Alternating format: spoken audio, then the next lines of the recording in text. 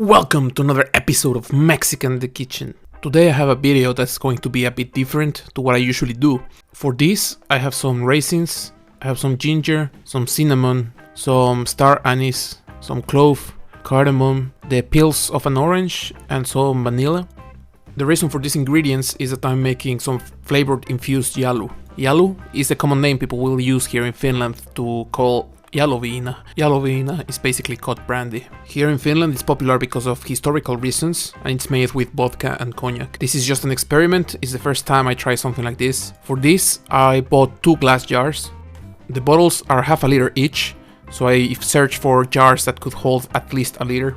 My plan was to create one vanilla infused jalu, so I cut the vanilla in half and in pieces and put it into one of the jars. The rest of the ingredients I just took and threw into the other jar, and then I decided that this flavor should be called Christmas because I'm using the same ingredients that are used for making glöggi, which is another drink that you can have usually on Christmas here in Finland. I would say glöggi is similar to mulled wine, but it doesn't necessarily have to be alcoholic. I'm sure I could get these flavored infused jalus by leaving the ingredients in a jar for about 3 to 4 weeks, but I'm using this sous vide circulator to accelerate that process and try to get it in 1 or 2 hours. What this circulator will do is to warm the water and keep it moving constantly. This allows us to have a really controlled temperature during the whole cooking process. I set my device at 55 Celsius, so about 131 Fahrenheit. Once my water is at the desired temperature, I'm going to add my jars.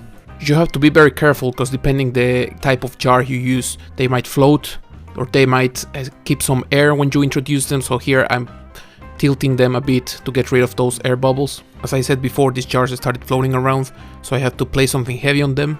What you use is not important, I use these candle holders, but just use something that's heavy enough so that they're not starting to move around. Both jars have been in the water for 2 hours now. At this point I took them out and I had a taste. Be careful when you're taking the jar out, because of course the jar is very hot. Even when the water is not so hot, at least I don't have a huge tolerance for this kind of hot things. So at least for me it's on the limit. I could take the jar out with no problem, but holding it for a bit longer periods of time might be a bit too much. For tasting I used a clean straw. I tried to mix the ingredients a bit and then have a taste. At this point I think the 2 hours were quite enough, so I'm going to strain my mix and put it back into the bottle. For this I'm using a coffee filter, and I wish I had used a bigger filter and a bigger strainer because this took very long time, so next time I'll probably use something bigger. After the filtering I let my jalu cool down a bit and I'm putting it now back into its own bottle.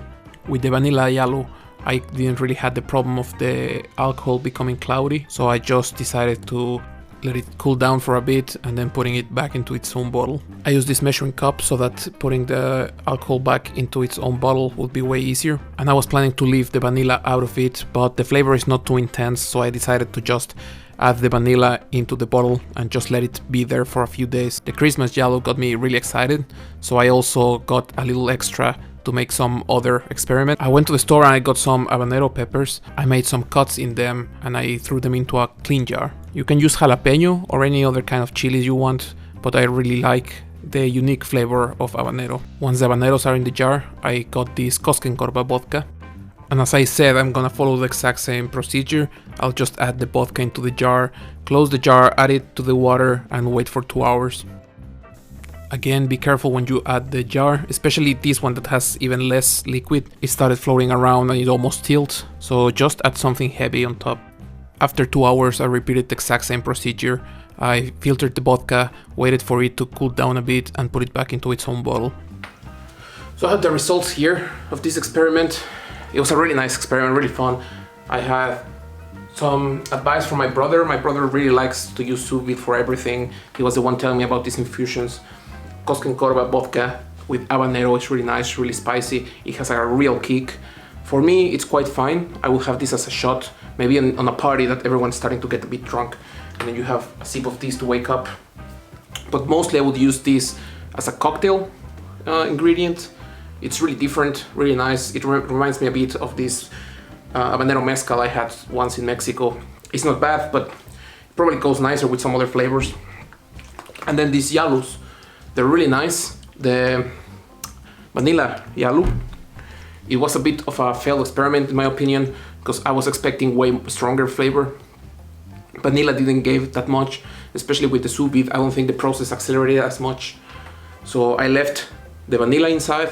This is now the 4th day since I made it. On the first day, you could taste the vanilla, you could smell a bit when you open it, but the aftertaste was the only thing you got. So it was regular jalu with a bit of a vanilla taste. Now that I tried it, it's a bit better. The flavor is a bit stronger, the smell is a bit stronger, but I would probably leave this for a week or two before having it. And also leaving the vanilla, probably using a couple strains instead of only one. And the second one, this Christmas jalu, I think that was a complete success, because it's really nice. It's a bit cloudy, like the filter, it didn't help as much as I expected, but you can notice it's a different thing. But you taste first the orange is very strong, it kind of took over a bit, but then on the aftertaste you will feel all those, like the clove, the cinnamon, the cardamom, ginger, and it became a really nice mix. So it really tastes like Christmas. It smells very strongly like Christmas, so that's what we call this. And I hope you liked the video. It was a nice experiment for myself. I probably will try this again with some other flavors, other liquors. But tell me in the comments, what will you use? What kind of spices, what kind of flavors would you use? What will you use these infusions for? What kind of cocktail would you make? And I hope you liked the video. Subscribe, press like, all those kind of things, activate the bell, and see you in the next one.